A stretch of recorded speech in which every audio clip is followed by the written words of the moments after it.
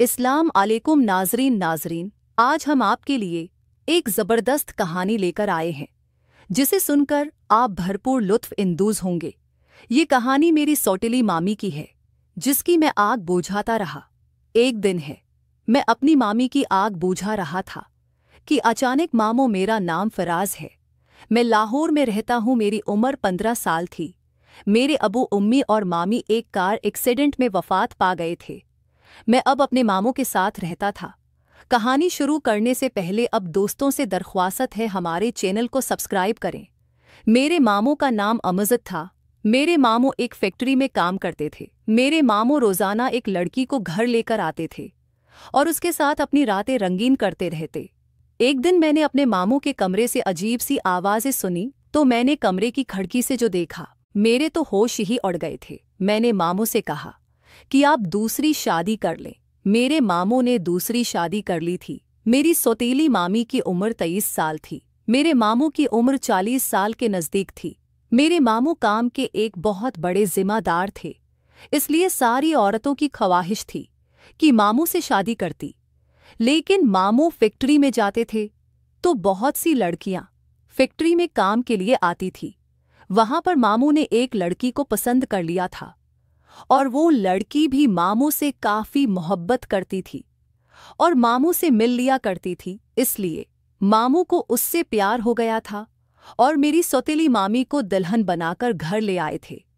मैं मामी और मामों का अकलौता भांजा था। मेरे बाद मेरा कोई भाई बहन पैदा नहीं हुआ था, इसलिए मेरे मामों मेरे से बहुत प्यार करते थे और उसी मजबूरी की बना पर मेरी सौतेली मामी भी मेरा ख्याल रखती थी। मेरे मामू सुबह फैक्ट्री में काम के लिए निकल जाते थे तो मैं सुबह 8 बजे स्कूल चला जाता। मैं 9वीं क्लास में पढ़ रहा था और दिन को 2 बजे वापस होते थे आता तो मेरी सौतेली मामी मेरे लिए खाना वगैरह बनाकर रख देती थी। मैं घर आकर खाना वगैरह खाकर अपने कमरे में चला जाता और वहाँ पर फ़िल्में वगैरह देखता।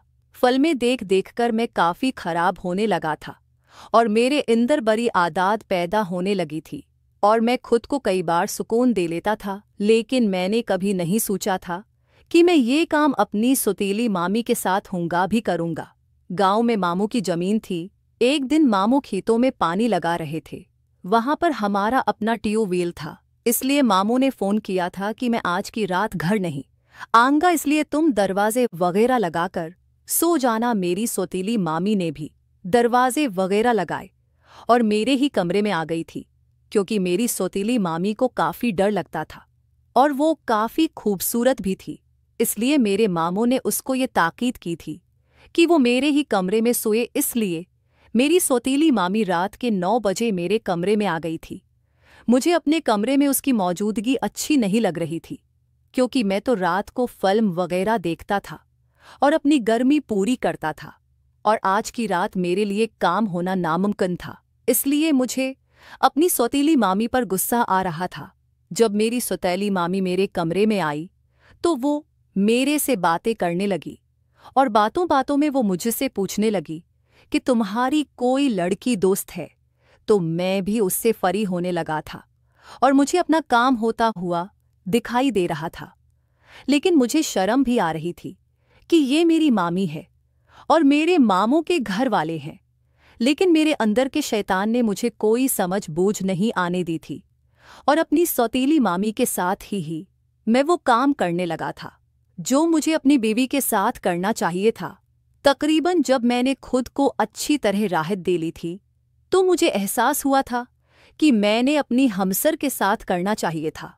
तकरीबन जब मैंने खुद को अच्छी तरह राहत दे ली थी तो मुझे एहसास हुआ था कि मैंने अपनी हमसर के साथ करना चाहिए। मेरी सौतेली मामी की भी गलती थी। उसने भी मुझे मना नहीं किया था, क्योंकि वो भी सुकून हासिल करना चाहती थी, जिसके लिए मामी ने मुझे राज़ी कर लिया था। लेकिन अब मुझे मामों से काफ़ी डर लगने लगा था, इसलिए मैं सौतेली मामी की हर बात मानता था और उसके आगे पीछे फिरता था।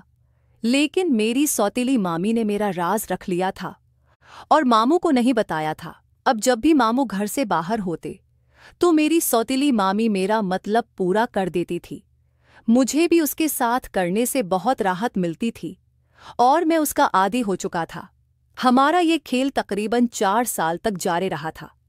उसके बाद मेरी सौतेली मामी ने मामू से मेरी शादी की फरमाइश कर दी थी। तब मैंने अपनी पढ़ाई भी मुकम्मल कर ली थी, इसलिए मामू ने कोई अच्छी सी लड़की ढूंढ कर मेरी शादी कर दी थी और मैं अपनी सौतेली मामी से गंदा काम करने से बाज आ गया था। अब मैं उसकी मोहब्बत इज्जत करता था और अपनी गुनाहों का कफारा करता था और अल्लाह से तौबा ताइब था कि ऐसा काम मुझे हरगिज़ नहीं करना चाहिए था।